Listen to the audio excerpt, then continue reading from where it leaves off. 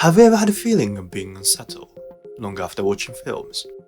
For me, it came from Japanese horror films. But what is it about Japanese horror that makes it so terrifying, or even scarier than other horror films? We'll get to that today. Japan makes me scared. こんばんは皆さん. Welcome to Japan Makes Me Scared. I'm Junpei, a lover of kaiden, Japanese horror and scary stories. Here's the thing. I generally find Japanese horror films very scary, sometimes even scarier than horror films from other countries. First, I thought is it because I'm Japanese? But my French wife also agrees with that, so it doesn't seem to be only about it, and there should be some key factors that set Japanese horror films apart. Today, let me share some ideas that can be reasons why Japanese horror films can be considered scarier than other horror films. Let's get started.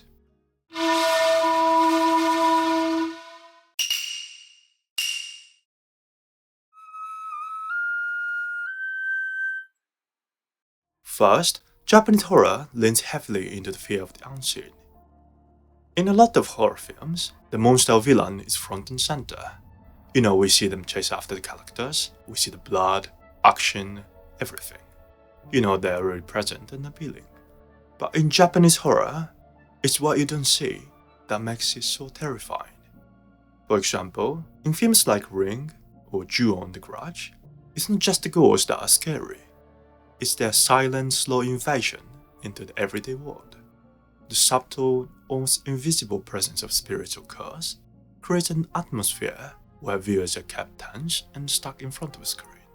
You don't then need to scream to be terrifying. Their mere existence is enough to disturb you to the core. The first point leads to the second one, the importance of sound and silence. One of the most chilling aspects of Japanese horror is the way it uses sound, or the lack of it. It could be long stretches of silence followed by subtle early sounds like whispers, footsteps, or just the creak of a door. They're far more unnerving than a loud jump scare, aren't they?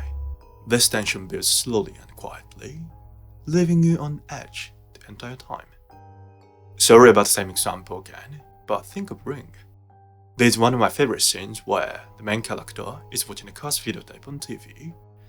In the video, there's often silence and barely a sound, but with the video being like a compilation of random stuff, there's a chaotic horror atmosphere built up.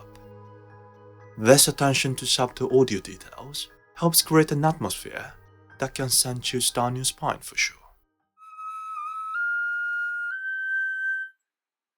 Next, Japanese horror often blends supernatural in a daily life. In other words, it's not about being trapped in an old haunted mansion or crazy death game or something. It can be about a ghost that haunts you in your home. The setting is usually somewhere ordinary, like a suburban house, an office, or even a school. This makes it easier for us to imagine that it could happen to anyone, anywhere, even to us. For example, films like Dark Water show how horror creeps into daily life, from something as simple as a leaking ceiling in an apartment. This invasion of our comfort zone adds to the sense of vulnerability and unease.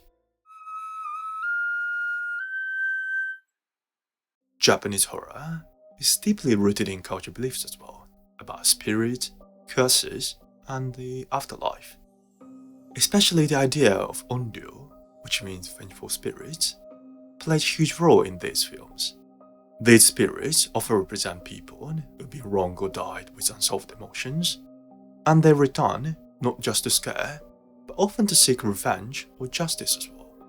And the tricky part is, unlike some other horror films where the evil spirits can be defeated in the end, in Japanese horror, these curses are often inescapable. Once you're cursed, there's no escape, so no happy ending. Super depressing, right? But a sense of hopelessness is what makes the horror feel so real, isn't it? Finally, Japanese horror films often tap into deeper psychological and social fears. They address themes of isolation, and the breakdown of family or society. These are real issues that many people face, and when these themes are put into the narrative, the horror feels even more personal. This psychological aspect is so heavy that it stays with you long after film's end, making horror feel inescapable, even in real life. Alright, here's a wrap up. So today, we've got 5 factors. Number 1, the fear of the unseen. 2, the careful use of sound and silence. 3, the invasion of everyday life. 4, the cultural weight of curses. And 5, the deep psychological themes. When you combine these 5, then ta-da! A quick recipe for the scariest Japanese horror film. If you ever have a chance to watch any Japanese horror film in the future, you will enjoy more of that with this info, hopefully. Anyway, do you also like Japanese horror films? Or you got any favorite already? Please let me know in a comment if you would. Also, if you enjoyed this video and would like to deep dive into Japanese horror in general, don't forget to like or subscribe. That'll be a huge motivation for me, and I will do my best for more and better contents.